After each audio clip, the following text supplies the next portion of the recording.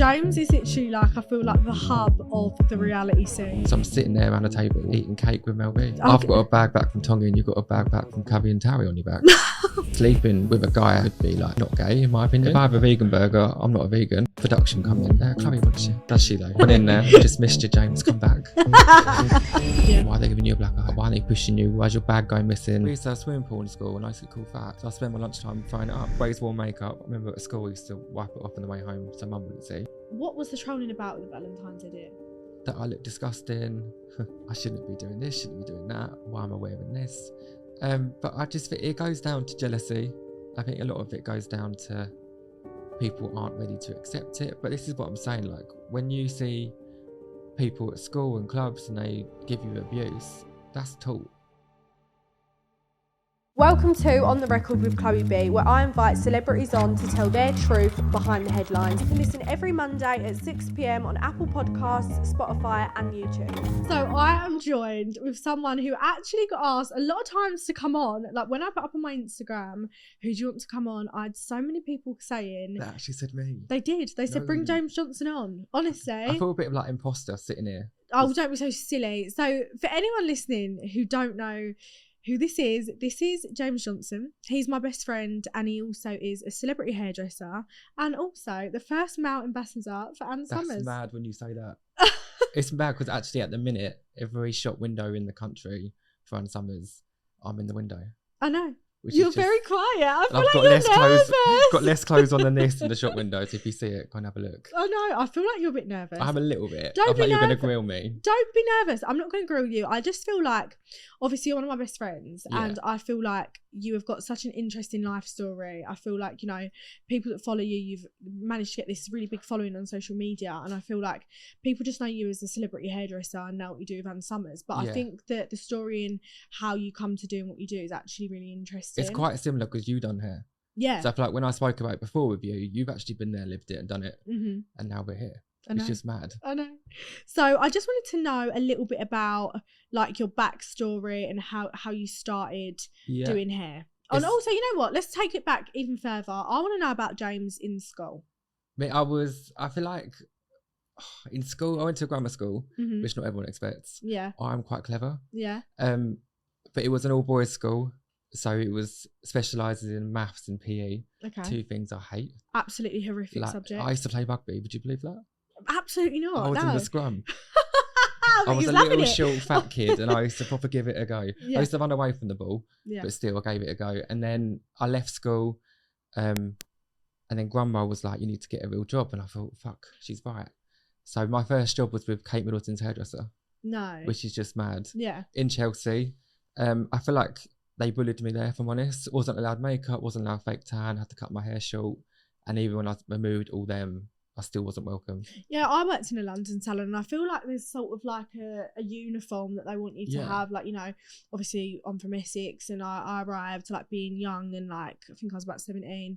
I had big nails on and they just wanted me to take them off. They want to which strip you. They want to sort of make you look like classy, which I understand, but then also like, you know, the way you look is also your identity. 100%, which is why I think now, all these years on, Ann Summers means so much to me. Yeah. Because going back to that kid at 18 who was told, I can't do this, can't do that. Mm-hmm. Like, who are you to say I can't do that? And you know, in schools, obviously you speak about like in like your first work environment, you felt like you had to sort of hide who you was. In school, what was your experience like in school? I always knew I was different. Mhm. I didn't know why I was different.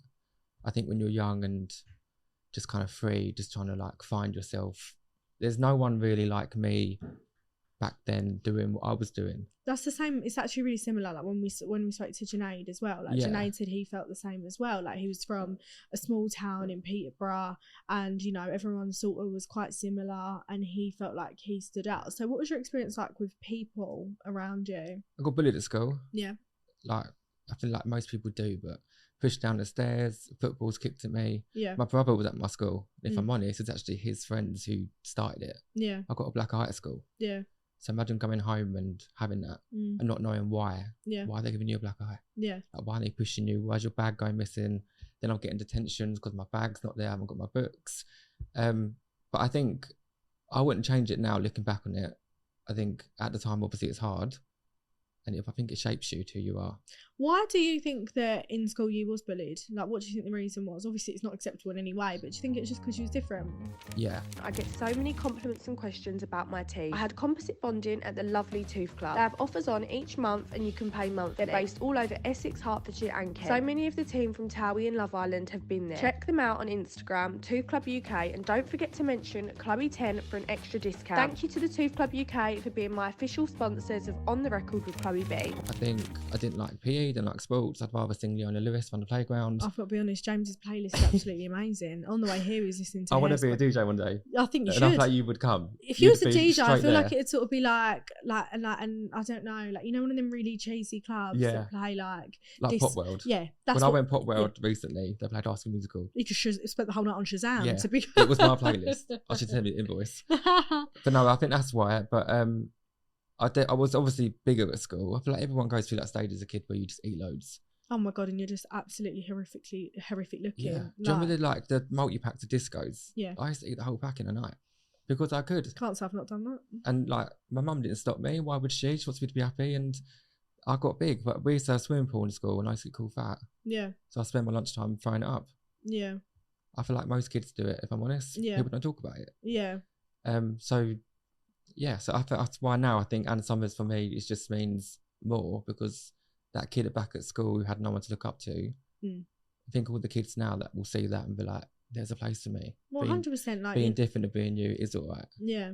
So I want to, before we delve into like Ann Summers or anything like that, which is obviously amazing, I'm really excited to talk about. I want to find out more about your journey into hairdressing. Yeah. Because, you know, like I've done it. So I want It's hard, isn't it? It's hard. work. And the thing is as well, It's like a proper graft. I like, you know, in hairdressing, it's really something where you do have to start from the bottom. You know, Yeah. you're sweeping floors, you're washing hair. And how did, obviously, you didn't enjoy school, you've left school, you've gone to do hairdressing. How did it come about that you're now styling basically the country's celebrities? Because your list of clients is immense. Yeah. How did that happen? Can you just tell me a little bit about your journey in hairdressing? So when I was at grammar school, obviously they really push uni on you. For Mhm. their statistics, they want everyone to go uni, which I think is so wrong. Mm-hmm. And my way of doing hairdressing was my way of saying fuck you to the school. Mm. I don't want to be going uni. I'm done. Like I want to go and make money. Yeah. What do I love doing? I didn't really know. I knew I was creative. I knew I was good with my hands and like I love talking to people. Mm-hmm. How can I make that into a job? So I obviously got the job with Richard Ward, Mm-hmm. Kate Middleton's hairdresser. So was he doing Kate's hair at the time? He was known for doing the wedding hair. Okay. So that's how they got their clout for that. I didn't like it working there. I felt like they picked on me. And then I left Mm-hmm. after 3 months. And this guy was on X Factor called Jamie Stevens. Mhm. He'd done the hair there. So I emailed to see whether they wanted a new apprentice. Mm-hmm. And literally a week later, I was at the final with Fleur East. No. It's when Ben Haynell won. But like all there, I was just in the mix of it all. And I think that's when I was like, this is actually for me. Yeah. But I think in a way I was spoiled because to know you could do styling Mm-hmm. as a job, one look Saturday, one look Sunday, all that kind of thing. I kind of fell out of love with the cutting and colouring. Yeah, well, But- yeah, it was actually quite similar to me actually. So when I was doing training in London salons, Yeah. often, like most people don't know this, but if you do train in London salon, often you have to pick between styling or colour. So I picked styling. Can't say I was any good at it, but I was. You gonna- are good. I've seen you do girls' hair. When you go away on Towie, like away trip, you're the one doing it. Oh yeah, well, yeah, we're not to your standard. Stop. So can you tell us a little bit about, you know, X Factor behind the scenes? You've got It's so just a many madness. good Like, you- stories. Imagine one week you're being picked on for being fat and different. Next week you're stood next to like John Legend and his wife. Yeah. Like, what the fuck? Yeah. All my friends at uni, they've got debt. There's no guaranteed job at the end of it, which is why I always support apprenticeships. Yeah. But yeah, to go from one extreme to the other. But I loved it. And I feel like that's where I really learned to go and get what you want. I didn't get paid for it. Yeah. I spent my time, my Sundays extra. But I knew long term, this is where I want it to be. Mm-hmm. But I think as an apprentice, as I'm sure you're aware, you get paid pennies. Oh yeah, I think I was on like £3.50 an hour. Yeah, I got paid £60 a month when I took my train ticket out. Got $500 a month, minus $440 on a train, £60 a month I took home. Which How is does just, that, it's crazy. I Isn't spend it? more at McDonald's. Yeah, to be quite honest, McDonald's has gone up. I'm shocked Literally. at the price for Big Mac. But I'm glad, 3 years I've done it, I'm glad I've done it. And then I was like, nah. I was tired of like my friends then had more money than me. I was like, what do I do? It Like, is hard, isn't it, when I've you done see your this. friends like working at office jobs and getting this wage and they've Yeah. got money to spend and holidays to book, and I remember doing it, like training and thinking, I've got no money. But like, imagine me meeting Lady Gaga, Rihanna. yeah, Next day, I'm in the toilet scrubbing it with a toothbrush because that was my job. yeah, Like, what a comparison. yeah. But so after 3 years, I was like, Jamie, I love you. I love what I do, but I'm starting to fall out of love with it. So was you Jamie's assistant? Apprentice. Okay. So there was only 2 there. So it's quite a small salon. It was near enough Jamie and me one-on-one. Mm-hmm. So after 3 years, I was like, I've got to go. Mm-hmm. And also, like, I couldn't be his assistant forever. Mm-hmm. It was my time. I was bored of this. Started to hate London. I still Mhm. hate London now. Really? But Why? it just gives me like memories of getting the train at 6 a.m. Yeah, you know what it was like. Even I used to have to do that, and like it's so hard, isn't it? Because like the smallest things would like really infuriate me. So like I'd be on the train and like, no, it sounds really silly, but this would go through my mind. I'd know that the people that were all sitting down on the trains were going to sit in an office job all day, like to Yeah. sit on a chair. And if I couldn't get a chair, I'd be so angry You're the because one I'd on be your like, feet. I'm literally going to be standing on my feet Yeah. all day. I remember the pain of my feet just being like numb. And listen, I know there's a lot more harder jobs, but I was just, you know, I hated standing So up do you all think day. if you went for Tower, you'd still be there? No, I left before I went on Towie. Right. I left before I went on Towie. I liked, you know what, it's actually funny. I was actually saying this to someone today, actually. We was talking about something and they was like, oh, do you think it'll be awkward? And I was like, you know what, I just don't get awkward, and it's because I know how to speak to literally every person in the world. Yeah. Like, I can speak to an 80-year-old. And you learn to deal with them absolute fuckers. Oh my God, I remember I used to have clients that would come in that wanted their hair washed but didn't like water. What do you want me to do? I don't or understand. like, oh, it's too hard. You've got to be really soft. Yeah, or like I remember this woman would put in like cotton buds in her ears Yeah. and just be like so To cover the face of the towel. like the most dramatic. It's a basin and it's literally I'm literally washing your hair, and I would literally be like, oh my God, are you joking? Yeah. Like it was a lot. Yeah. Like, but it really taught me how to deal with people. I mean, I think I can take anything on the chin, to be honest with you now. I don't know. I completely agree. You get to meet all kinds of people. So when I left that job, Mhm. I was on my own. I had $2,000 in the bank. Mhm. Obviously, no clients where I lived. I live in Kent. This Mhm. was in London. I was Mhm. like, what do I do? So I literally DM'd everyone I knew. I'm Mm. talking everyone I met, everyone I thought I could just like help me. Yeah. I messaged Fleur East Yeah. and was like, please let me do your hair. Yeah. I don't want paying. I don't want anything for it. I just want to do it Yeah. and say that I've done it on my own. Yeah. And luckily, she took me under her wing and she went, go on in. That's amazing. And I've done it. And then surely I got one, then one another. Mhm. I think I've done Danielle Armstrong Mhm. from Towie, and then you all come.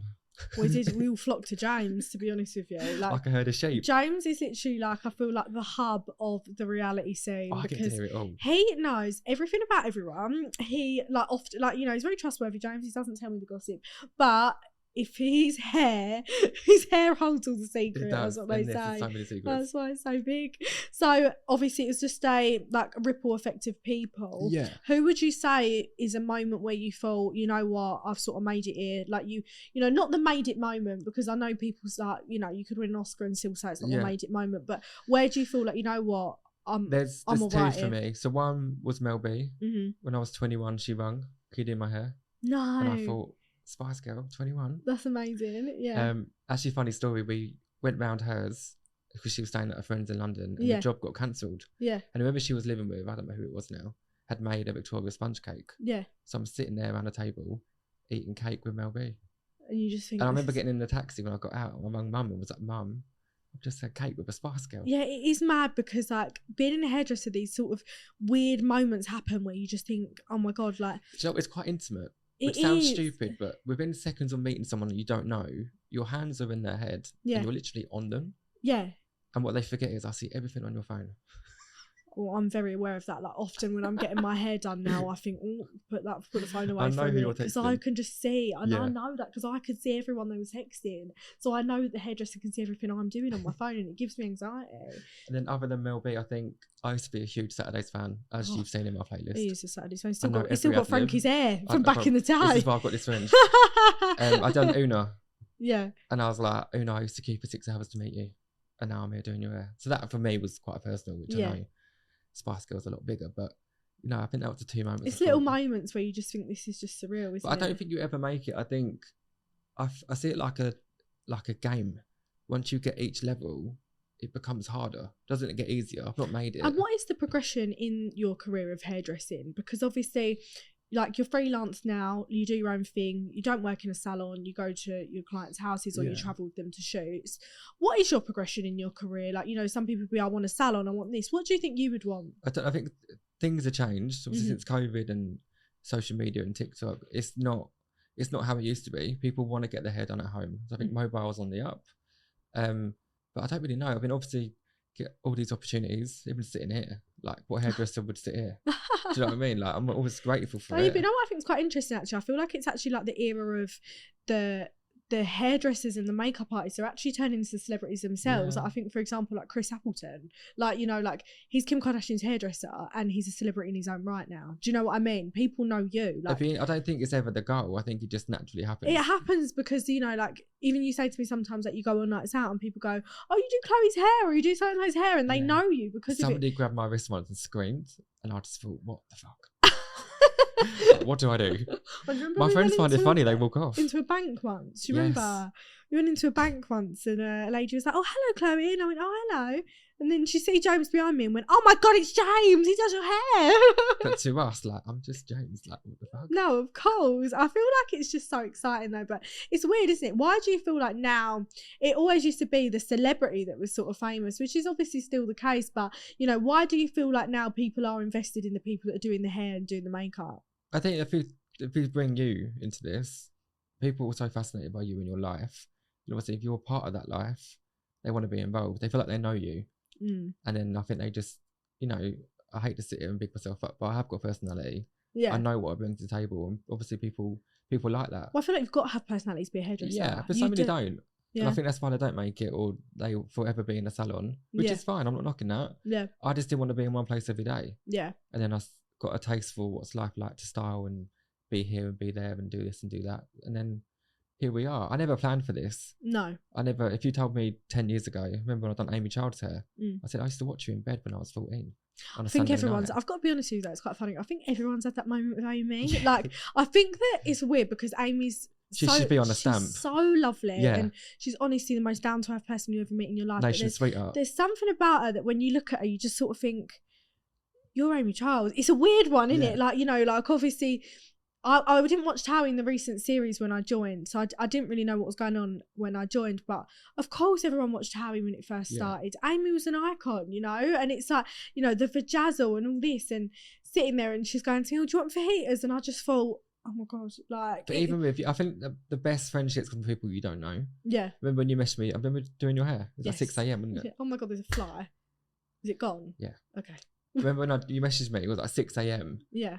And I thought, oh, like I really couldn't be bothered. But I think that's the work ethic in me. Nothing to do with you personally. Yeah. I just thought, can I be bothered? I've got a full day of this. It was for the NTAs. So basically what had happened was I was like 19. It was my first time going to the NTAs. I'd been doing Towie for a couple months.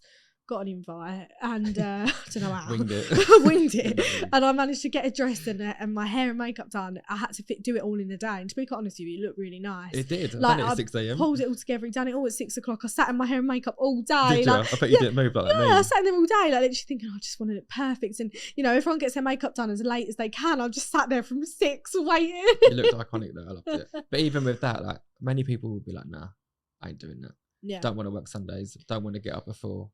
But you have to. Do you feel like a lot of hairdressers in the industry or even makeup artists have like a bit of an ego? I think so. And I think there's nothing wrong with having that. I think it gives you fire, but don't let it be the main character. Yeah. Like, use your ego to push you. You know, I'm sitting here, people will probably be like, why are you doing that?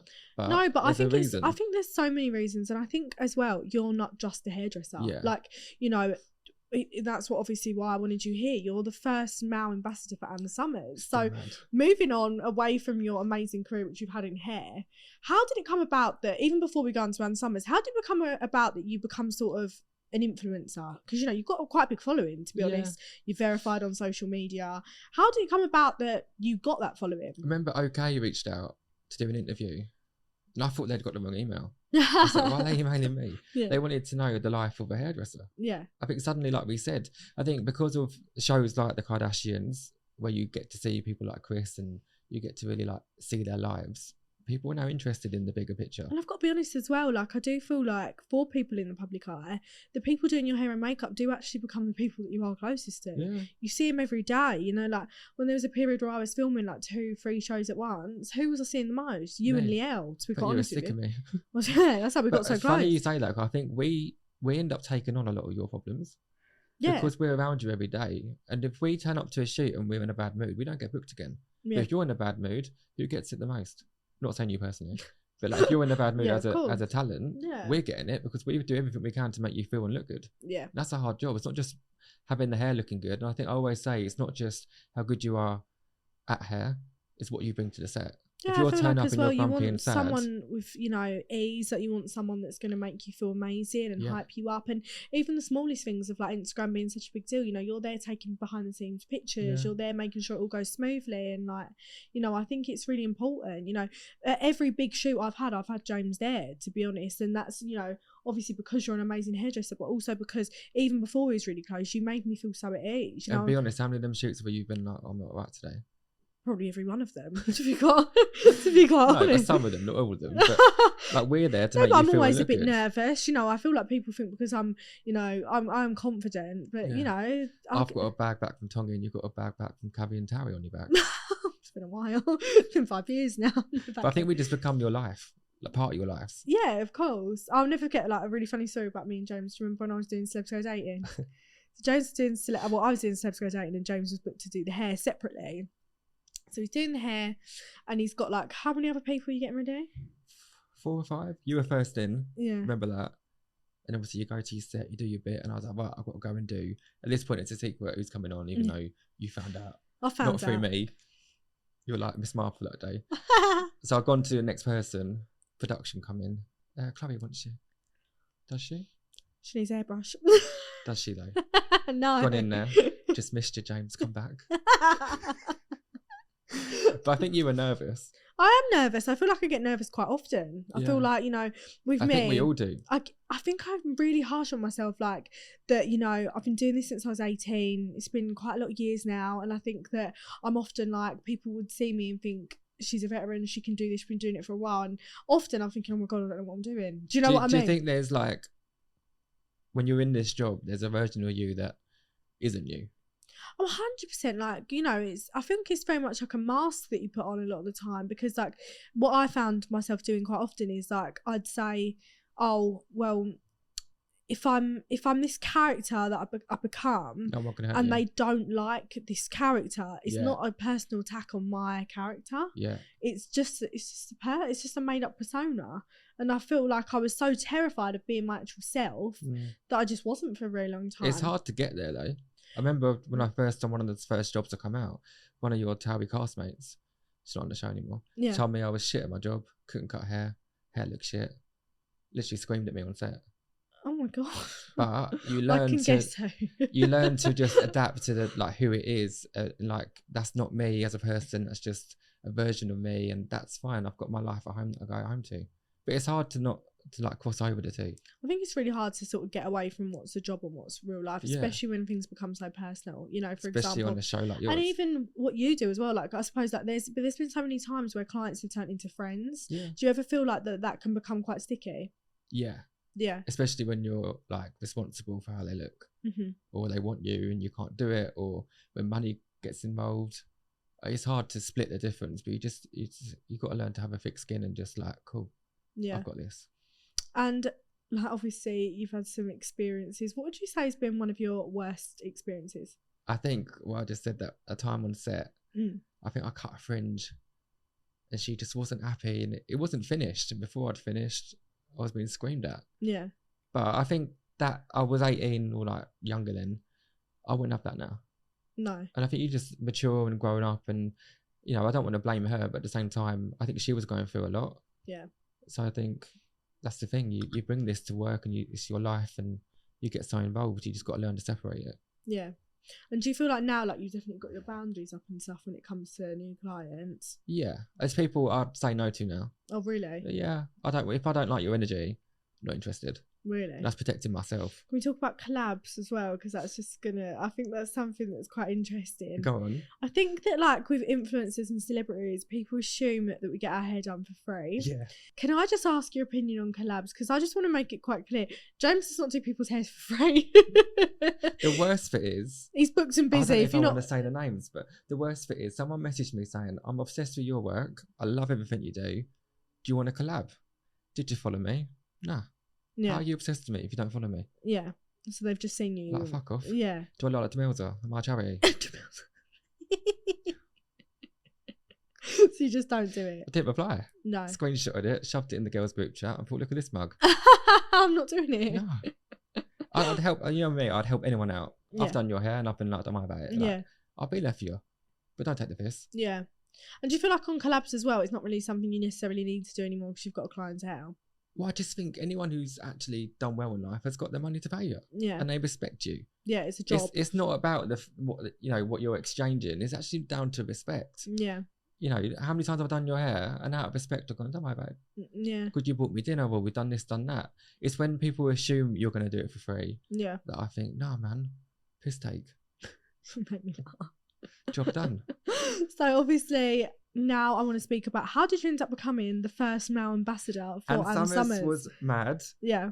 Totally unexpected on my part. I'd done Lucy Donlan, and I met the amazing Ann Summers team, and then I got booked for a campaign, and then a lady there called Natalie who's does marketing. Mm-hmm. It's quite high up, very high up in fact. She said, I've seen your photos on a night out. You wear makeup, you know, I don't wear girls' clothes, but obviously I look quite feminine. Mm-hmm. I think you should be in Halloween. Mm-hmm. And obviously I thought, fuck off. Yeah. I thought it was a joke. I was Yeah. like, what, me? Yeah. Next thing you know, I was in Halloween, and they ended up using the photo in Wardour Street Mm-hmm. because I think I they can. remember we went to Yeah. see it. We went down to see Amazing. it. Yeah.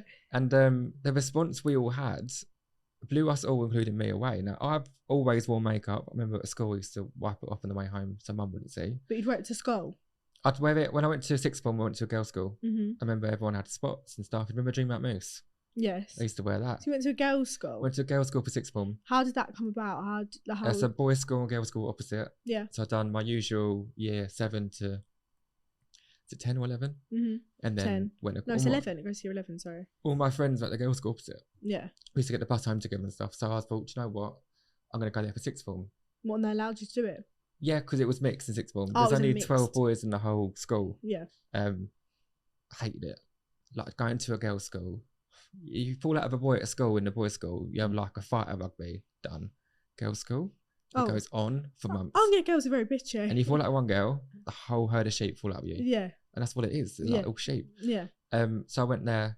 And obviously used to wear makeup, used to wipe it off. And then when I done X Factor, I think it was just so obvious that all these boys looked perfect. Yeah. They were like pop stars. Yeah, but I think you're around. I think if like you're in an environment where no one cares. Like you're in this environment of people. We've got these eccentric characters on X Factor, and you know, men are wearing makeup and men are beautiful. But and it's the norm. It's the norm. Like you know, I think honestly in this industry anything goes, and It I feel does. like And no you one know, judges. no one, and I feel like you know, even like when I see TikTokers doing so well.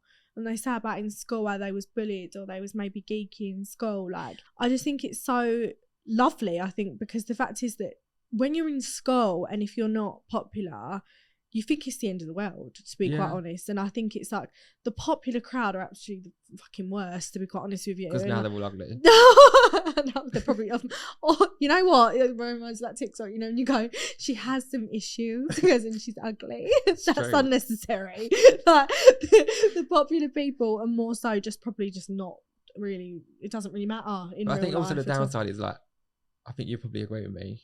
As soon as you're in this industry, everyone's got perfect teeth, perfect hair, perfect this, perfect that. I ended up having a nose job, hair transplant, and fake teeth by the age I was 21, Yeah, just because I've been around it and I thought that was normal. yeah. Obviously, it's I'm not. happy with that, Yeah. but at the same time, what was I thinking? I think the excessive surgery in this industry isn't normal, and I think that the constant need for perfection also isn't normal. I think, you know, I went from working in a salon in London, which is obviously you was working in, you know, TV, so you was around a lot of stars. The salon I was at in London, like the people would come in that were beautiful, but the salon I was at celebrated natural beauty quite a lot. So we Right. were sort of encouraged to be like, you know, short nails, no lashes, nice, natural, beautiful hair. Do you know what I mean? So when I went into this industry, oh my God, I amped it up straight away. You Was it know, a I, shock? well, yeah, you know, I'd gone from working in a Mayfair salon that was classy and filled with beautiful, rich women to then being on Towie where everyone's got fake lashes and nails. I just put them straight And the back worst on. bit is when you got offered it for free.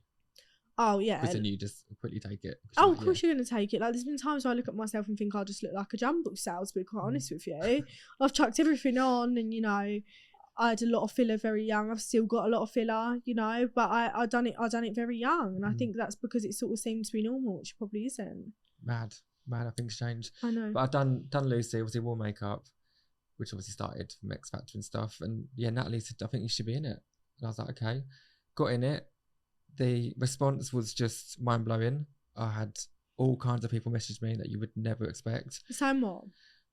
You look sexy in that, you know, I'd do you in that, fit as fuck, look better than the girls. Stuff which obviously I'd heard on a night out because things get said, but it seemed weird it being online and so public. So seeing the comments in the DMs quite, you know, online when you're so publicly seen in an ad, it was just a bit different.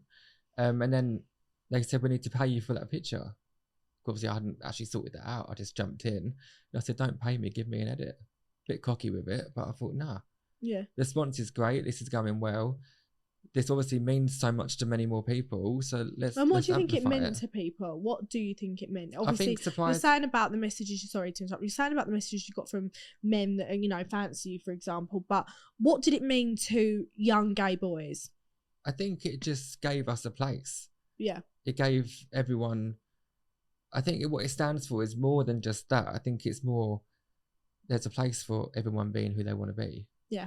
Besides the taboo of it, of being dressed in lingerie and doing. Can I this. ask you as well?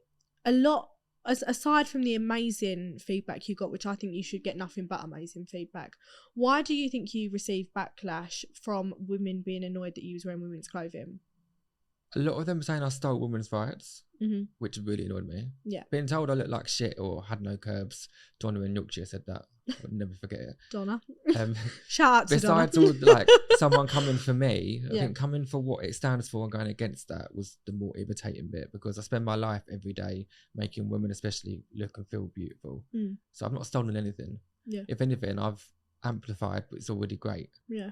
We're bringing to shop windows what should be normal and giving a place for people to be themselves, which is the main message. It's not about me in lingerie. It's about telling people there's a place for you to be who you want to be. Wear what you want to wear. Regardless what it is. And surprisingly, there's so many people, straight men, who love to dress up in women's lingerie, Okay. which is... So I want to talk more about the Ann Summers edit, but I feel like while we're on this topic, we might as well delve into it. I've been your friend for a very long time. I'm friends with a lot of gay men. And I feel like I know that it's the norm for gay men to date or sleep with straight men. But I feel like people that don't know as many gay men as I do aren't aware of this at all, to be quite honest with you. And I feel like it's a bit of a taboo subject. And I felt like what better person to ask about this than you. Somebody who gets DMs all the time. Yeah, can you just talk a little bit more about straight men for me? I think it took And obviously, me... please, can I just put a disclaimer out there? This isn't every straight man. We are not saying every straight man wants to date a gay man. We're not saying that at all. But I'm just saying from my personal experience of being around gay men, I've seen a lot of attention from straight men. I think the word gay, for a start, carries such a heavy cloud.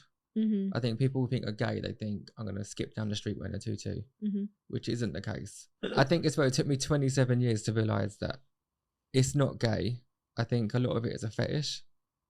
A lot of straight men actually, they don't fancy boys, because I get it quite a lot. I'm not gay, but I fancy you. Okay. I'm not this, but you're this. You know, I'm not into guys, but you're sexy. And I think, well, what does that even mean? Well, I think a lot of people would argue that if you're a man and you fancy someone that is a man, then that is gay, no? But I also want to open the idea that you can be straight but still fall in love with the same sex. Because I think, what is love and happiness? Is it down to what you got down below or your person? I don't know. I would argue that. No, I'm here for it. But Listen, I do you know me. I'm like the biggest gay ally there is. But what I'm saying is that if I fancy a woman, I'm a lesbian. and that's Yeah, it. no, I hear you. But I think a lot of these guys that message me are actually just more intrigued about what that side of life is like. I don't think it's a commitment. I don't think it's a life choice. But also, I think we're so used to being taught as kids that, you know, the prince meets the princess and all that kind of stuff, that by the time you get to an age where you want to start exploring yourself, Yeah. they're too scared to. And I think me being in Ann Summers opens that door to be like, oh, actually, I'm interested in that. I don't think that makes you gay. I also don't think it should put you in a box. And when do you feel like it gets to the point where it is gay? When you sleep with them? I think it's more emotional. I think beyond that, I think sleeping with a guy could be like not gay, in my opinion. If you want to try it, if I have a vegan burger, I'm not a vegan. I just fancied it that day. Do you know what I mean? I always say like I'm the Big Mac in a vegan's life. Do you know what I mean? You're so funny, Jay. But I do think it's true. If somebody wants to try it, does it make them that I thing? suppose so. It's very hard for me to comment. You know, I've always just dated men, but I suppose from what you're saying, it is true. Yeah. I suppose. But I'm also aware that when I do wear makeup and I do the whole lot and I go out, I don't wear girls' clothes, but I do look feminine. Is there a question mark above me as to what I am? When guys look at me, are they thinking I look like a girl? Is that why they fancy me? Or is it because they know it's forbidden? If I said to you as a kid, don't touch that, what do? You go and touch it.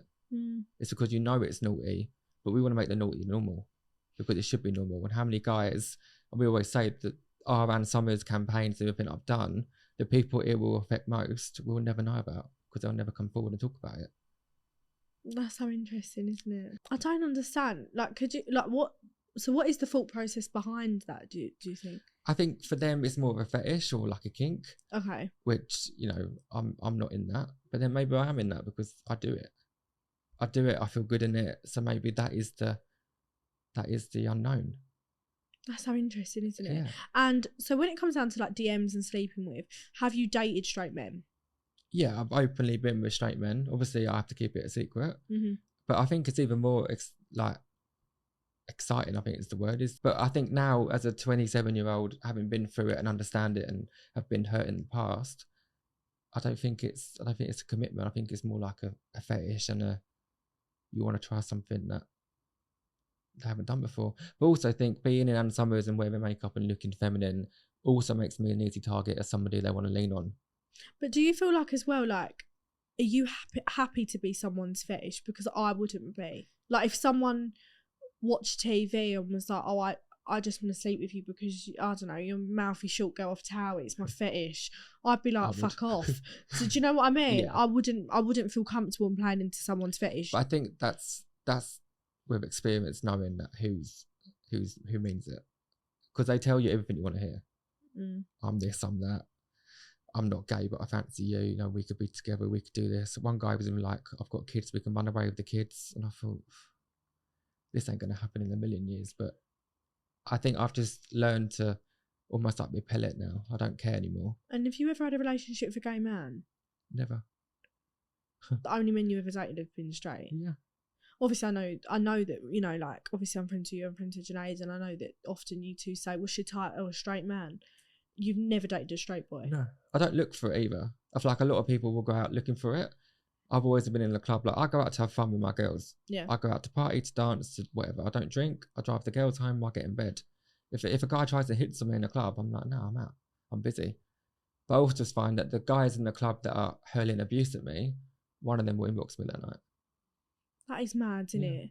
Do you feel like, how has it affected you dating straight men though? How has it affected you? Because I know if I was dating someone and I knew that we could never be together for reasons because of, I don't know, he might have a wife, or he wants to keep me a secret, I know that it would hurt me and I wouldn't enter in something knowing that I would get hurt. How does it affect you dating a straight man? I think you just hang on to the thought that one day they'll be comfortable, but their day's not come. So do you think it will? Do you think you I think the older you get, the less you want to put up with.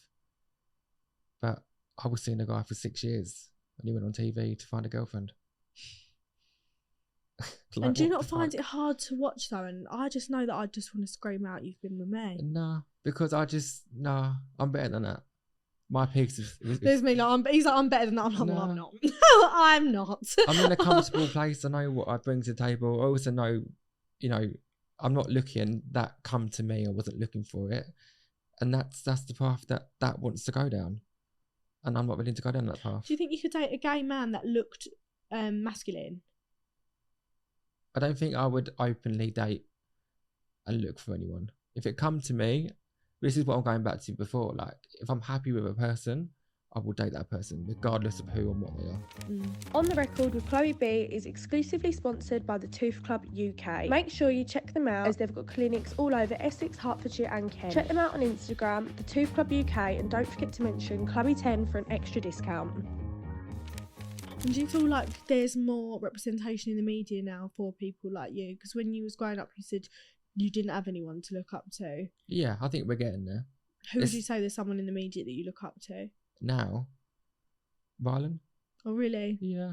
I think it's nice to see somebody who, you know, is doing well like that. I think there'll be more people like that. Hopefully I'll follow in that footsteps. Yeah. But we'll see. I think there's a long way to go. I think it shocks me, like, on the back of Ann Summers, the amount of brands we've reached out to question why they're not there yet. You get no reply. Really? Or the brands that do want to work with you, oh, we want to do this, but not that, because we're not quite there. Because they're scared. And I get that. So yeah, that's another thing I wanted to speak about, and I think it's a really good thing to end on, actually. So with the Ann Summers edit that you recently did, obviously tell us a bit more about that. What, my personal one? Yeah. Or the Valentine's? We've done both, haven't you? Yeah. But I feel like the edit's important to talk about, but I think you talk about the edit first. The edit on my own was my way of Ann Summers to go, like, this is happening. It's about time we celebrate people like me and others, and this is what we're doing. And then actually Valentine's was half my idea. I wanted to bring what we had done on my own mixed with doing it with a girl, because to bring the two worlds together, because they are together. Like, you support me, you always share my stuff, so it shouldn't be me and my own. It should be about joining the two worlds, which is what was another hurdle of this journey that we had to overcome. I think it's amazing as well. Like, obviously your Valentine's edit was partnerships. That's what it was about, wasn't it? Yeah.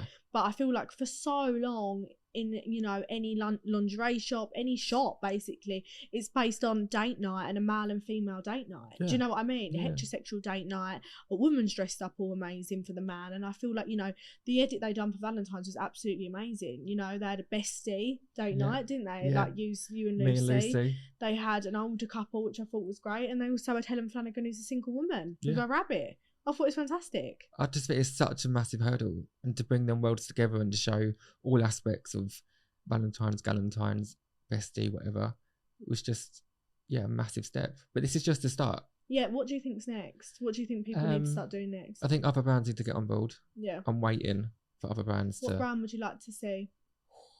JD. Yeah. Foot Asylum. Like, why there no people from them communities representing in them shops. Yeah.